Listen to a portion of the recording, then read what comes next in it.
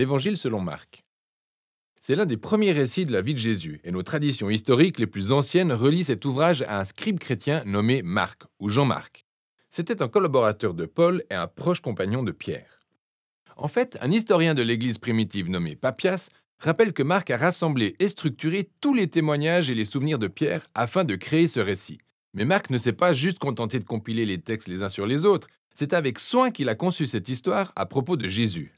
Le livre commence par une déclaration de Marc au sujet de Jésus, qui est que la bonne nouvelle de Jésus, Fils de Dieu, le Messie, commence ici.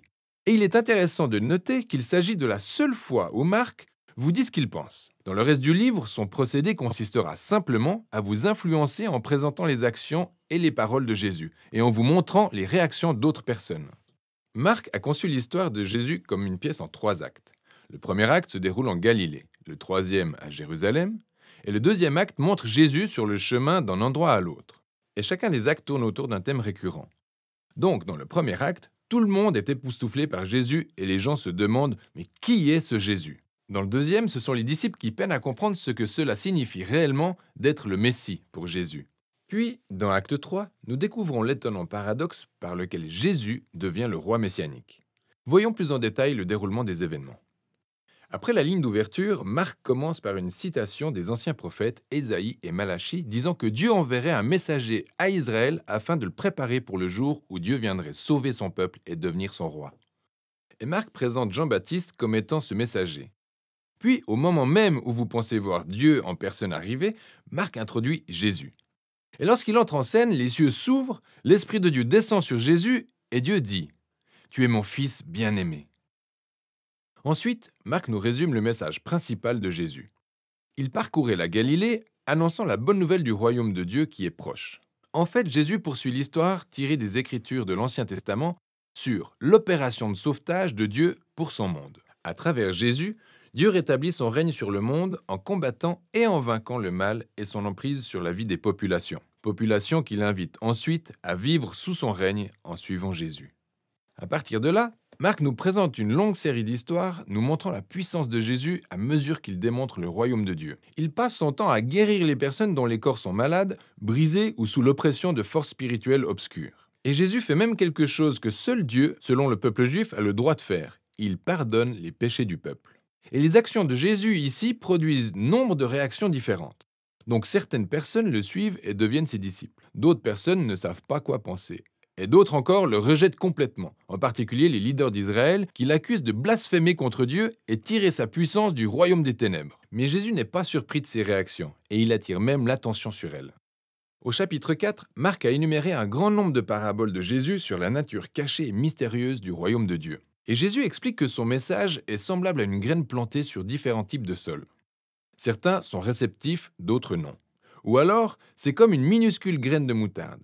Elle semble insignifiante, mais grandit et à la surprise générale, elle devient énorme. Ce que Jésus dit ici est qu'il est réellement le Messie apportant le royaume de Dieu, mais qu'il ne ressemble pas à celui que tout le monde espérait. Et cette confusion grandissante au sujet de Jésus parmi les foules est associée à une idée clé que Marc souligne à la fin d'Acte 1, celle que la confusion règne même parmi les disciples de Jésus.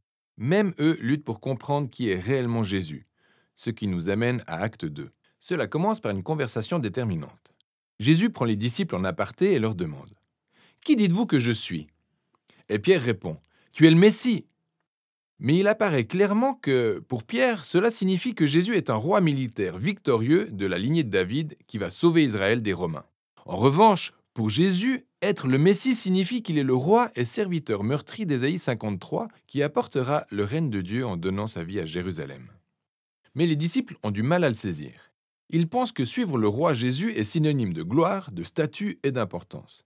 Mais Jésus indique clairement que le suivre est en réalité comme mourir, comme porter sa propre croix.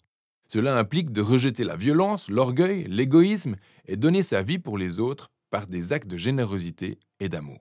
Il tient la même conversation avec eux à 2 autres reprises, et elles se terminent toutes par l'importante déclaration de Jésus, à savoir que le Fils de l'homme n'est pas venu pour être servi. Il est venu pour servir lui-même et donner sa vie en rançon pour beaucoup. Mais les disciples n'arrivent toujours pas à comprendre. Ils réagissent avec confusion et crainte. Et donc ici, dans Acte 2, Marc a inséré une autre histoire clé qui fait écho à l'introduction du livre. Jésus emmène 3 de ses disciples gravir une montagne, puis se transforme soudainement. Il rayonne de lumière et de gloire, et une sorte de nuée l'enveloppe. En fait, c'est exactement comme la gloire de Dieu d'Israël qui apparut jadis sur le mont Sinaï. Ensuite, les deux prophètes qui se tenaient en présence de Dieu sur le mont Sinaï, Moïse et Élie, apparaissent à côté de Jésus au moment où Dieu annonce à nouveau « Celui-ci est mon Fils bien-aimé ». En plaçant cette histoire au milieu de toutes ces conversations en acte 2, Marc assume quelque chose d'étonnant. Il déclare que Jésus, le Fils de Dieu, est l'incarnation physique de la gloire de Dieu. Et en Jésus, le Dieu glorieux d'Israël va devenir roi en souffrant et en mourant pour les péchés de son peuple. C'est une déclaration troublante qui déroute et effraie les disciples alors qu'ils quittent la montagne. Nous passons ensuite à Acte 3. Jésus fait une entrée royale très remarquée à Jérusalem pour la Pâque. Les gens l'accueillent comme le Messie. Puis il pénètre dans la cour du temple et affirme son autorité royale en chassant les voleurs et les escrocs et en arrêtant les rituels des sacrifices. Cet événement marque le début d'une semaine de débats et de confrontations entre Jésus et les leaders d'Israël, dont il condamne l'hypocrisie. Et donc ces derniers décident de mettre en œuvre un plan pour le faire tuer. Jésus avertit alors ses disciples, prédisant que Jérusalem et son temple seront détruits en une génération. Et ses disciples seront persécutés comme lui, jusqu'à ce qu'il revienne un jour pour asseoir pleinement le royaume de Dieu à travers le monde. Tout cela mène à la dernière nuit. Jésus prend son dernier repas de la Pâque avec ses disciples, repas qui symbolise la libération d'Israël de l'esclavage par la mort de l'agneau de Pâques. Jésus utilise ces symboles et leur donne une nouvelle signification. Il souligne la libération du péché et de la mort qui passera par la mort du Messie, le serviteur meurtri. À partir de là, l'histoire s'accélère jusqu'à l'arrestation de Jésus et son procès devant les prêtres d'Israël et le gouverneur romain Pilate, ce qui va conduire à la crucifixion de Jésus. Elle se termine par une scène clé qui équivaut aux scènes importantes de Actes 1 et 2. Sauf que cette fois-ci, ce sont les ténèbres qui descendent, pas une nuée. Et au lieu de la divine voix provenant des cieux, c'est la voix de Jésus mourant qui s'élève. Et le plus surprenant est que c'est un soldat romain qui, voyant Jésus mourir, comprend et annonce qui est Jésus. Cet homme était le Fils de Dieu. C'est la première personne de l'histoire à accorder du crédit à cette étonnante déclaration sur l'identité de Jésus. Celle qu'il est le Fils de Dieu crucifié, le Messie, Jésus de Nazareth, mort pour ses amis et ses ennemis. Ensuite, le corps de Jésus est placé dans une tombe et le premier jour de la semaine suivante, 2 femmes parmi ses disciples se rendent sur la tombe et découvrent que celle-ci est vide. La pierre a été roulée. Un ange les informe que Jésus n'est pas ici et qu'il est ressuscité d'entre les morts. Il leur ordonne donc d'aller annoncer cette bonne nouvelle aux autres disciples. Jésus est vivant et va les retrouver en Galilée. Mais à ce moment-là, les femmes sont complètement en état de panique. Marc dit qu'elles sortent de la tombe et partent en courant, terrifiées et qu'elles ne disent rien à personne parce qu'elles ont peur. Et c'est ainsi que le livre se termine, avec les disciples de Jésus manifestant le même type de peur et de confusion qu'à la fin de Actes 2 et 1. Si vous vérifiez dans la Bible, vous verrez que la fin de l'évangile de Marc est plus détaillée. Jésus apparaît et parle à ses disciples, mais il y a aussi une note vous indiquant que cette fin ne fait pas partie du texte original, et qu'elle a été seulement retrouvée dans des manuscrits ultérieurs mais moins fiables.